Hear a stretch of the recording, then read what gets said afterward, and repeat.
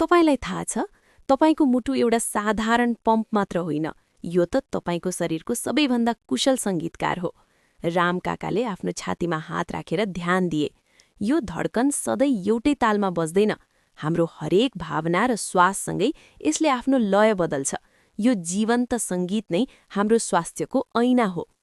स्थानीय स्वास्थ्य केन्द्रकी डाक्टर मायाले काकालाई मुटुको एउटा रहस्य बताइन्। काका, आफ्नो नाडी छाम्नुहोस्, उनले भनिन्। जब तपाईँ श्वासभित्र तान्नुहुन्छ, मुटु अलि छिटो चल्छ। जब श्वास बाहिर फाल्नुहुन्छ, यो सुस्त हुन्छ। यसलाई हार्ट रेट भेरिएबिलिटी भनिन्छ। मुटुको तालमा हुने यो फेरबदल जति धेरै भयो, मुटु त्यति नै लचिलो र स्वस्थ मानिन्छ। डाक्टर मायाले एउटा उदाहरण दिइन्। काका, यदि कसैले दिनहुँ एउटै ठाउँमा हथौडाले हिर्काइरह्यो भने त्यो घाउ कहिल्यै निको हुँदैन। हाम्रो मुटु पनि त्यस्तै हो। यदि हामीले खराब खानपानले यसलाई दिनदिनै चोट पुर्याइरह्यौं भने यसले आफैलाई मर्मत गर्ने समय नै पाउँदैन। राम काकाले बुझे कि मुटुलाई जोगाउन पहिले चोट पुर्याउन छोड्नुपर्छ।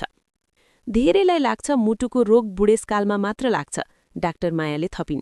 तर वास्तवमा धमनीहरूमा बोसो जम्ने प्रक्रिया एथेरोस्क्लेरोसिस त 10 वर्षको उमेरदेखि नै सुरु हुन सक्छ। धेरै सेचुरेटेड फ्याट भएको खानाले रगतमा खराब कोलेस्ट्रोल एलडिएल बढाउँछ।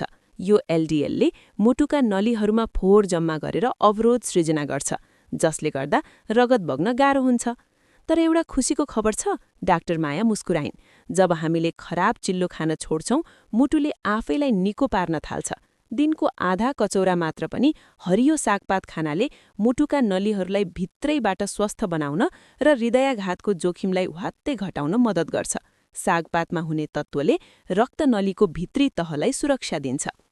डाक्टर मायाले भान्साका अन्य औषधिबारे बताइन्।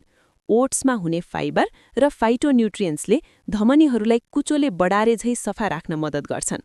त्यस्तै गाढा रातो चुकन्दरले रगतमा अक्सिजनको प्रवाह बढाउँछ, जसले गर्दा मुटुलाई काम गर्न सजिलो हुन्छ। राम काकाले यी प्राकृतिक शक्तिहरूलाई आफ्नो आहारमा समेट्ने विचार गरे। यहाँ हामीले कोकोआ र विभिन्न थरीका गेडागुडीहरू पनि बिर्सनु हुँदैन, डाक्टर मायाले भनिन्। यिनीहरूले मुटुका नलीहरूलाई लचिलो बनाउँछन्, जसले गर्दा रक्तचाप नियन्त्रणमा रहन्छ। यो बिरुवामा आधारित खानपानले मुटुका नली बन्द हुने प्रक्रियालाई रोक्ने मात्र होइन, उल्ट्याउन पनि मद्दत गर्छ। राम काकालाई लाग्यो उनको भान्सा नै उनको अस्पताल हो। खानपानसँगै डाक्टरले एउटा विशेष अभ्यास सिकाइन्। काका, मुटुको लय सुधार्न हरेक दिन श्वासको अभ्यास गर्नुहोस्। 6 मिनटसम्म प्रति मिनट 6 पटक मात्र श्वास फेर्नुहोस्। राम काकाले बिस्तारै श्वास तान्न र फाल्न सुरु गरे। यो अभ्यासले उनको मन शान्त मात्र भएन, मुटुको धड्कन पनि एउटा सुन्दर र स्वस्थ लयमा फर्कन थाल्यो।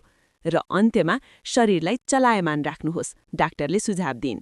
विश्व स्वास्थ्य संगठनका अनुसार हप्तामा कम्तीमा 150 मिनट मध्यम खालको व्यायाम वा पसिना आउने गरी हिँड्नु आवश्यक छ।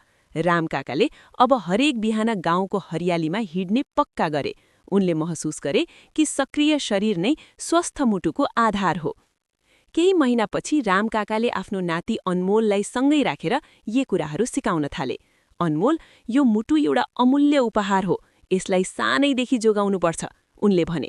अब उनीहरू मिलेर बारीको ताजा सागपात र गेडागुडी खान्छन्। मुटुको यो सुन्दर संगीत अब पुस्तौंसम्म लयबद्ध र स्वस्थ रूपमा गुन्जिरहनेछ।